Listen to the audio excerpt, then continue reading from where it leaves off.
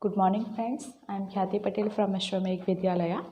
Today we are going to continue with chapter number 6. Our chapter number 6 next topic is some popular operating system for personal computers. OS means operating system, some popular operating system for personal computer.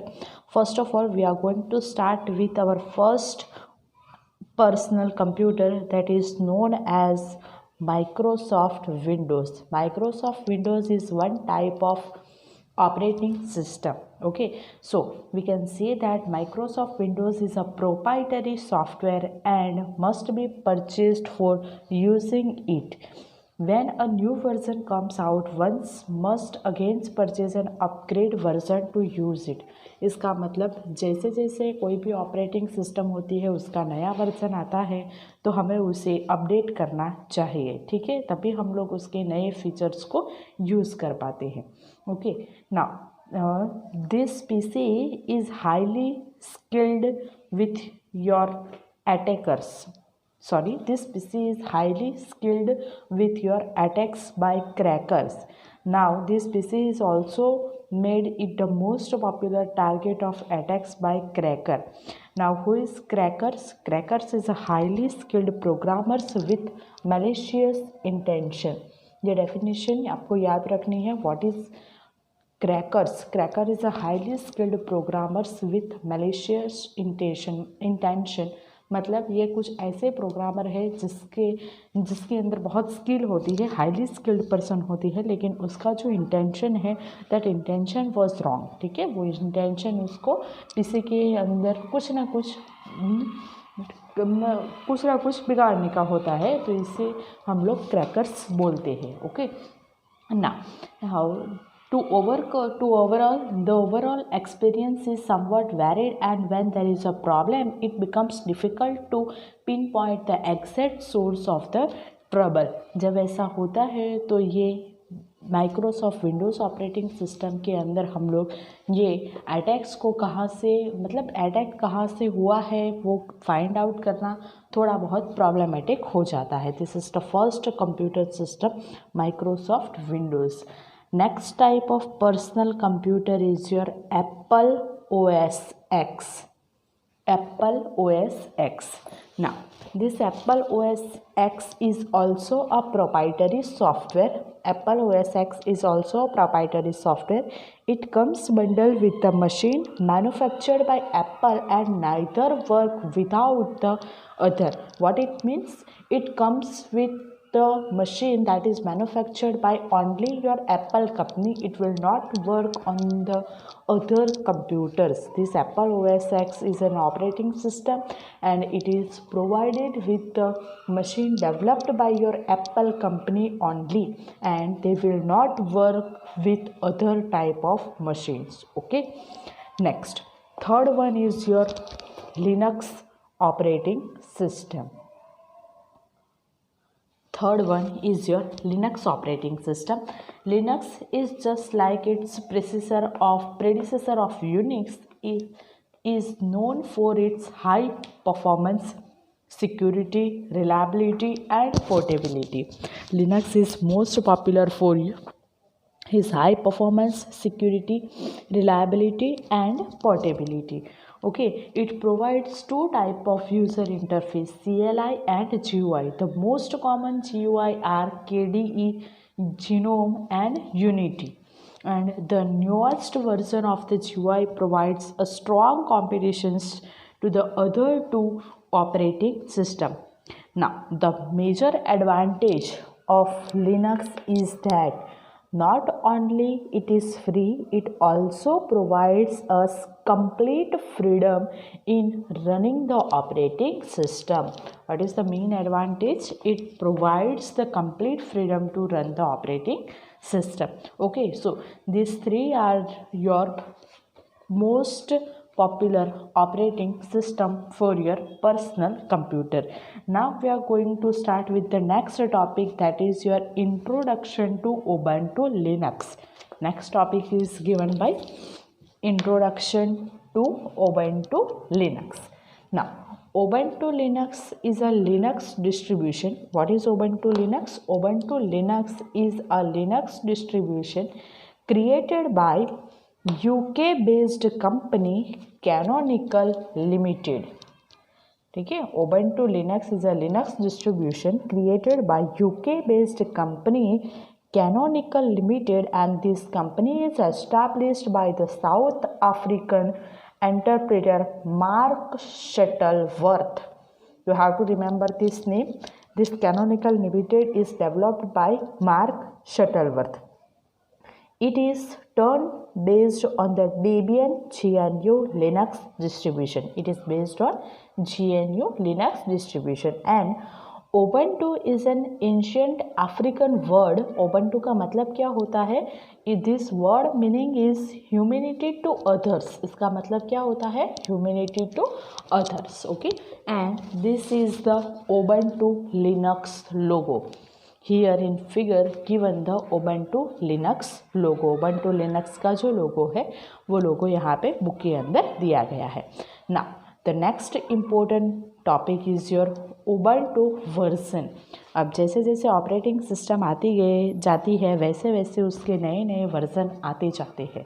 तो यहाँ पे Ubuntu has a fixed released cycle with a new version being released in April and October month of each year. Ubuntu का हर एक नया version कौन से month में आता है? April and October.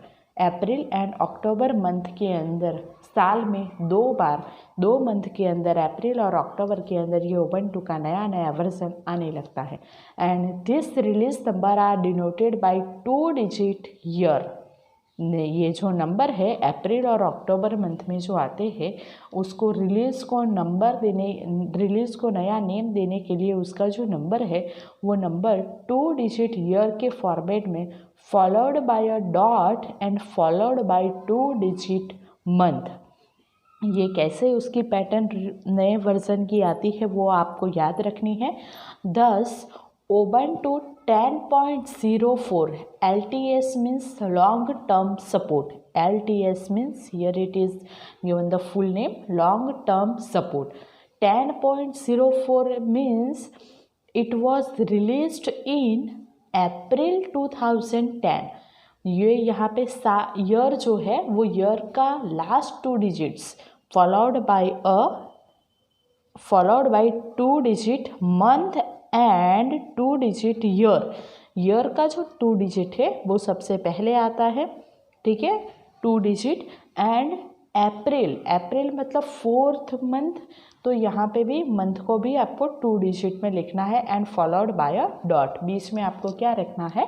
डॉट रखना है. So here 12.04 it means the version released in 2012 and which month? April month. Okay, यहाँ पे अगर कोई अक्टूबर मंथ में उसका कोई वर्जन आता तो उसके बाद में यहाँ पे 4 की जगह पे उसको आपको 10 नंबर मिलते. ठीक है, तो ऐसे आपको इस वर्जन को पहचानना है. ऐसे एग्ज़ाम में आपको कोई भी वर्जन पूछा जा सकता है कि ये कौन से मंथ में आया हुआ वर्जन है, तो आपको ये याद रखना पड़ेगा और आपको पता होना चाहिए कि ऐसे इसके वर्जन के नेम दिए जाते हैं. ठीक है ना.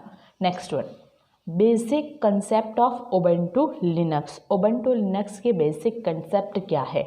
तो आपको ये जो लास्ट पैराग्राफ दिया गया है वो अच्छे से समझना है. Ubuntu makes it very easy to install Linux on Windows machine by providing a special installer called WUBI, and WUBI stands for Windows Based Ubuntu Installer. Windows Based Ubuntu Installer.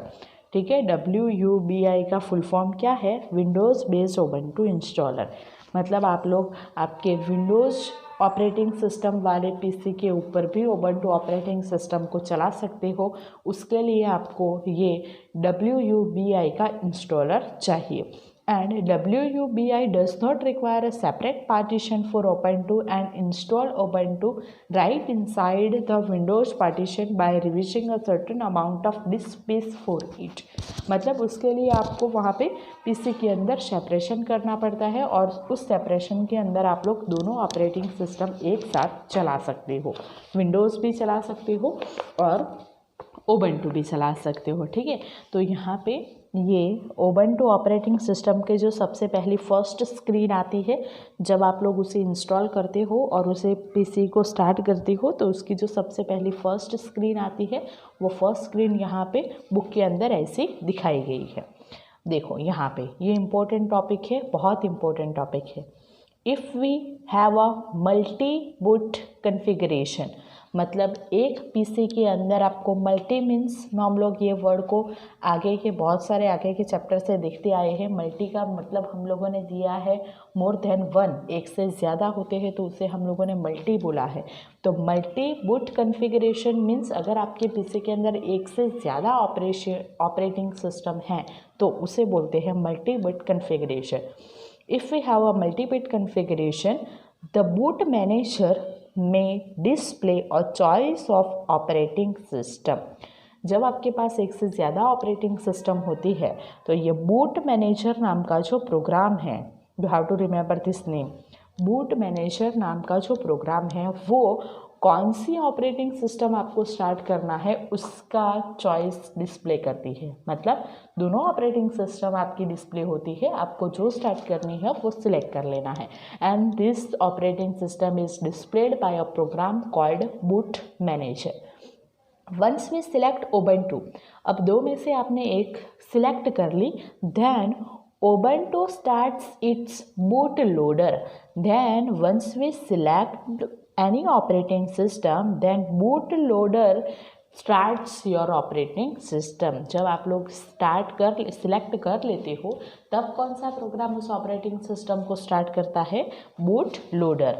और जैसे आप लोग ऐसे स्टार्ट कर लेते हो तो वो पासवर्ड के लिए पूछता है, जैसे पासवर्ड डालोगे वैसे वो ऑपरेटिंग सिस्टम आपकी स्टार्ट हो जाती है और यहाँ पे ये स्क्रीन आपको दिखाई गई है।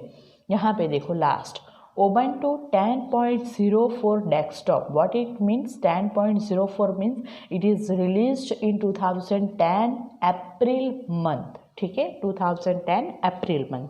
तो ये इसका डेस्कटॉप यहाँ पे दिखाया गया है। ठीक है, तो यहाँ पे अब आपको ये कंप्यूटर ऐसे स्टार्ट हो जाता है, उसकी स्क्रीन दिखाई गई है। यहाँ पे आपको जो भी वर्क करना है वो वर्क आपको कंप्लीट कर लेना है और वर्क कंप्लीट हो जाने के बाद you have to shut it down properly आपको आपके कंप्यूटर को शट डाउन करना है। ठीक है, डायरेक्टली मेन स्विच बंद नहीं करने देनी है। ठीक है, क्योंकि hard disk are much slower than your main memory. Hard disk memory से स्लो वर्क करती है और अगर आप लोग कंप्यूटर को डायरेक्टली बंद कर देते हो तो उसको पावर मिलना बंद हो जाता है, जिसकी वजह से डेटा का जो ट्रांसफ़र होता है प्राइमरी मेमोरी में से सेकेंडरी मेमोरी में वो शायद से नहीं हो सके, ऐसा हो सकता है। तो आपके डेटा आपको नेक्स्ट टाइम ना भी मिले, ऐसा हो सकता है। So you have to proper shut down of your computer. As your hard disks are much slower than the memory, we need to write a data to disk. Then operating system actually write the data into main memory.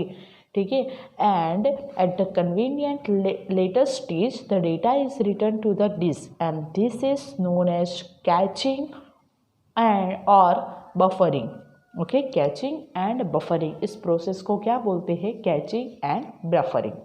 When we shut down the system properly, all the running programs are terminated and any unsaved data still in the memory are written back to the disk before turning off the computer, and this process is known as flushing.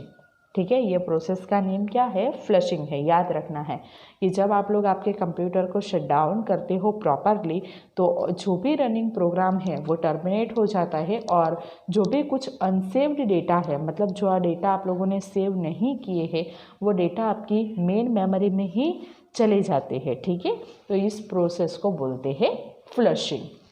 You have to remember these two important definition, caching or buffering and flushing. Next, on the modern computer, it is also possible to to configure the power button. Modern computer के अंदर आपको एक power button की facility दी गई है, जिसकी वजह से आप लोग आपके कंप्यूटर को प्रॉपर शट डाउन कर सकते हो। और it is also possible to put the computer into a sleep mode और हाइबरनेट मोड। ठीक है, कंप्यूटर को स्लीप मोड में और हाइबरनेट मोड में भी रखना पॉसिबल है। Now next, this is the most important shortcut की, Control Alt plus L. This shortcut key is used to lock your computer quickly. Which shortcut key is used to lock your computer? Control Alt and T. Sometimes a user may want to hand over the system to another user for some time without logging out. कभी कभी ऐसा हो सकता है कि कोई user दूसरे user को पीसी देना चाहे सिस्टम में से लॉगिन हुए बिना। Then we don't want to close the program. In such case, switch user option is selected. तब कौन सा ऑप्शन सिलेक्ट होता है? स्विच यूज़र ऑप्शन सिलेक्ट होता है।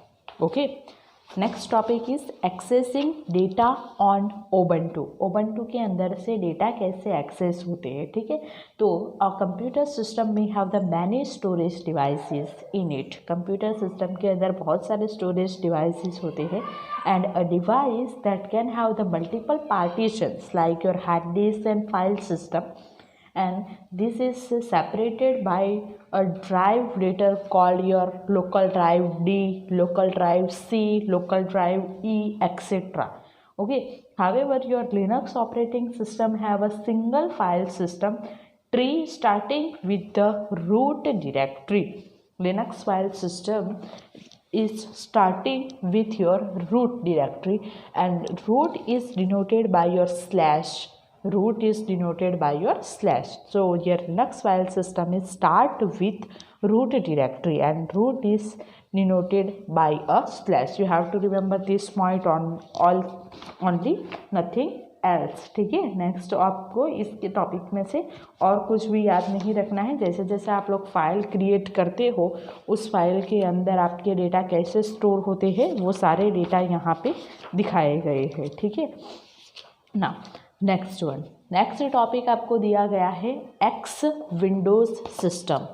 एक्स विंडोज़ सिस्टम ये बहुत इम्पोर्टेंट टॉपिक है, याद रखना। X Windows system, like your Linux operating system, Unix system uses X Windows system for graphics. This operating system is used for graphics only, and this system provides the basic two types of component. This X Windows system provides two components. First one is your X server. It provides a graphical display facility. It provides a display facility. And next program is your X client, and this X client program, this X client is a program that uses the capabilities of the X server for graphics. ठीक है, ये जो x server है वो display की facility provide करता है और सेकंड कंपोनेंट है एक्स क्लाइंट, वो यहाँ पे प्रोवाइड की गई फैसिलिटी को ग्राफिक्स के पर्पस के लिए यूज़ करता है। ठीक है, तो ये इसके दो कंपोनेंट है। The x Windows system only provides the primitive graphics capability. It provides a primitive graphics capability. Linux provides us with multiple screens to work with.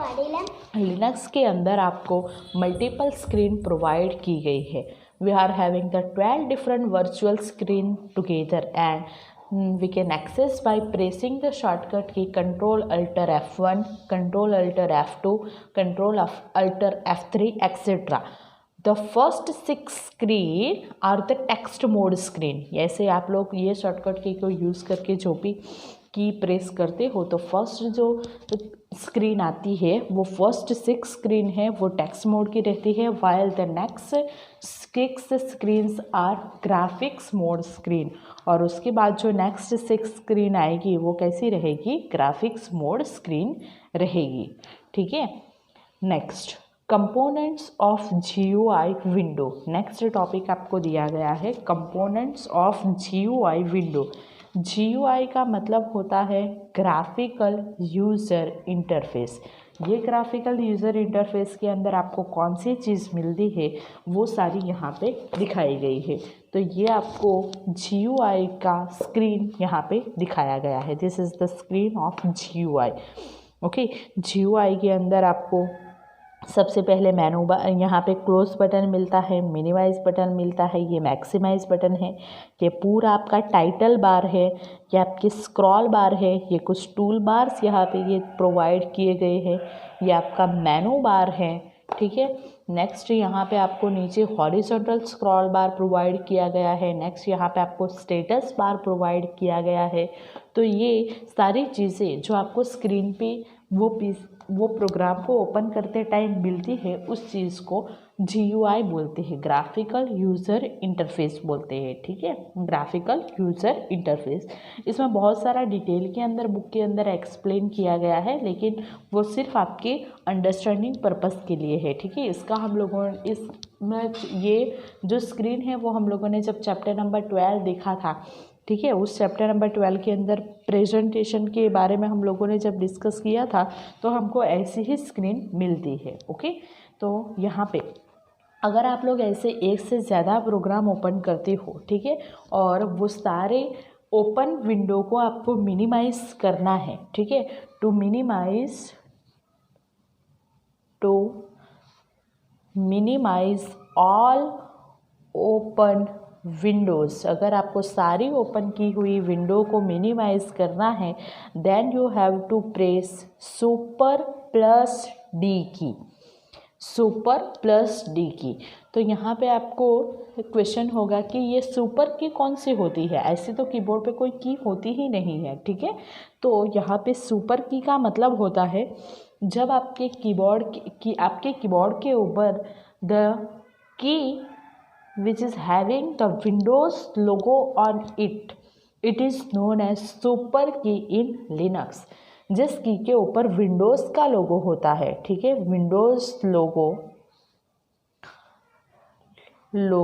की is known as your super की।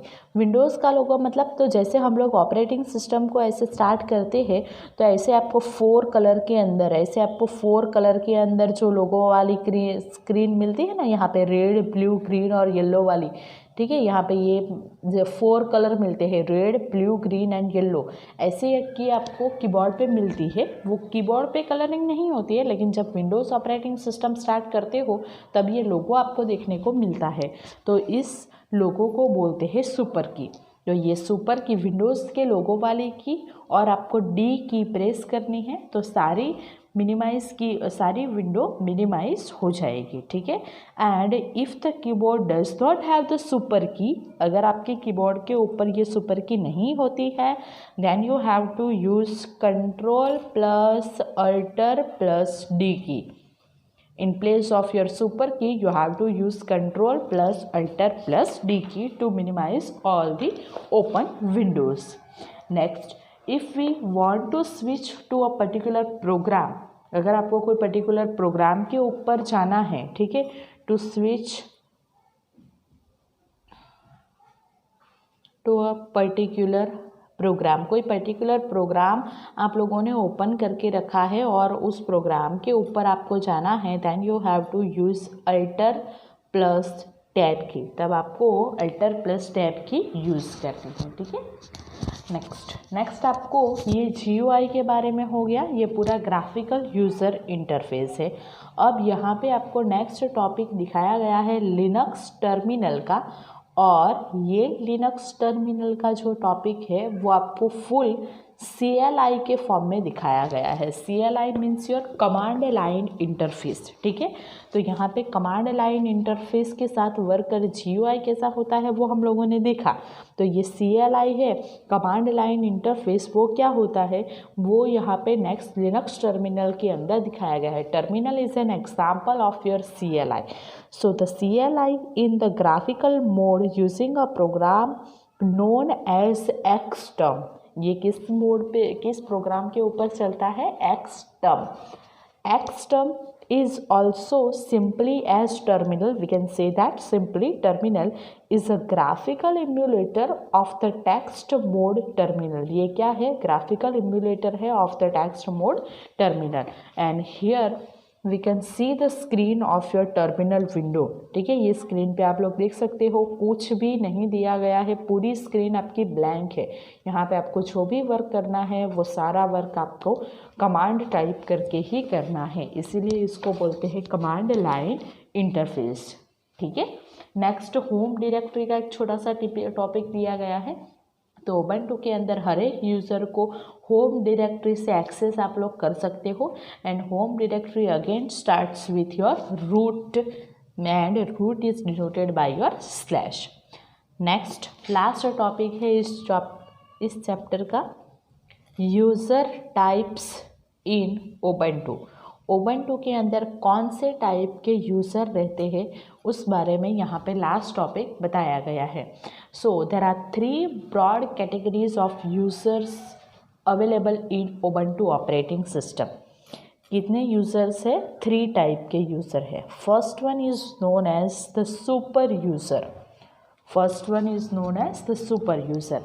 Every Linux system has a super user traditionally called root. हर एक Linux operating system के पास super user होता है, उसे root बोला जाता है. Who has all the privilege and can do anything and everything in the system. उसके पास हर एक प्रिविलेज होता है और सिस्टम के अंदर कुछ भी चेंज करने की परमिशन उसको रहती है. The super user account is locked by default on modern Linux computer system.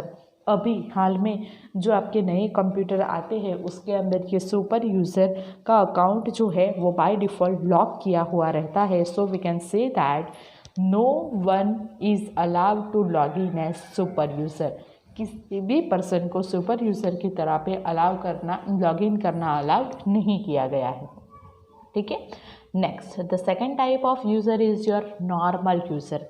Second user is your normal user. This user can run the common software and have the modification rights only to their home directory. उसके अंदर आपकी home directory के अंदर changes करने की facility provide की गई है. Okay. And the third type of user is known as administrative user. The third category of user is administrative user, and to prevent the unintentional damage, this user also start out as normal user only. ठीक है. वैसे तो वो normal user की तरह पे ही work करते हैं, लेकिन अगर आपको सिस्टम के साथ कुछ चेंजेस करना हो या तो कुछ एडमिनिस्ट्रेटिव टाइप का वर्क करना हो तो ये थर्ड यूज़र उसके ऊपर वर्क कर सकते हैं. ठीक है. And if you want to install some program as an administrator, अगर आपको एडमिनिस्ट्रेटर की तरह पे कोई प्रोग्राम इंस्टॉल करना होता है, then we can run the command gk-sudo. Then gk-sudo command is used. ठीक है. वो कौन सा कमांड यूज़ होता है? gk-sudo कमांड से वो यूज़र किसी भी प्रोग्राम को इंस्टॉल कर सकता है. ठीक है. तो यहाँ पे हम लोगों ने देखा there are 3 types of user available in Ubuntu Linux operating system. Super user, second one is your normal user, and third one is your administrative user. ठीक है. किसके पास क्या प्रिविलेज होता है, क्या राइट्स होते हैं, वो आपको याद रखने हैं. And the last topic is given getting help. अगर आपको लिनक्स सॉफ्टवेयर के ऊपर कुछ भी हेल्प चाहिए तो वो हेल्प के लिए आपको बहुत सारी वेबसाइट यहाँ पे दी गई है. उस वेबसाइट के ऊपर आप लोग किसी भी टाइप की हेल्प ले सकते हो. ठीक है. अब यहाँ पे recently mark Shuttleworth announce that, अभी मार्क शटलवर्थ जिसने ये एनालिटिकल लिमिटेड और ऑर्गेनाइजेशन को एस्टैब्लिश किया है, उसने ये अनाउंस किया है that Ubuntu 14.04 will also run on TVs, smartphone and tablets. Ubuntu का जो 2014 के अंदर अप्रैल मंथ के अंदर जो वर्जन आया है वो बाद में टीवी के अंदर, स्मार्टफोन के अंदर और टैबलेट्स के अंदर भी वर्क करेगा. And this is announce bye recently mark Shuttleworth. ठीक है. तो यहाँ पे आपका जो ये चैप्टर नंबर 6 है वो चैप्टर नंबर 6 यहाँ पे आपका कंप्लीट होता है। तो जो भी वीडियो के अंदर मैंने लिखा है वो सारा आपको अच्छे से नोटबुक के अंदर प्रिपेयर करना है। इसके अंदर से सबसे इम्पोर्टेंट बात आपको जो शॉर्टकट की दिखाई गई है वो सारी शॉर्टकट की आपको याद रखनी है, ठीक है। शॉर्टकट की इस चैप्टर में से बहुत इम्पोर्टेंट है। और जो भी मैंने यहाँ पे बुक के अंदर भी अंडरलाइन करके, वीडियो के अंदर जो भी चीज़ अंडरलाइन करके बुक के अंदर दिखाई थी वो अंडरलाइन की हुई चीज़ भी बहुत इम्पोर्टेंट है। ओके, तो आपको इतना यहाँ तक क्लियर करना है चैप्टर नंबर 6 के अंदर। Thank you.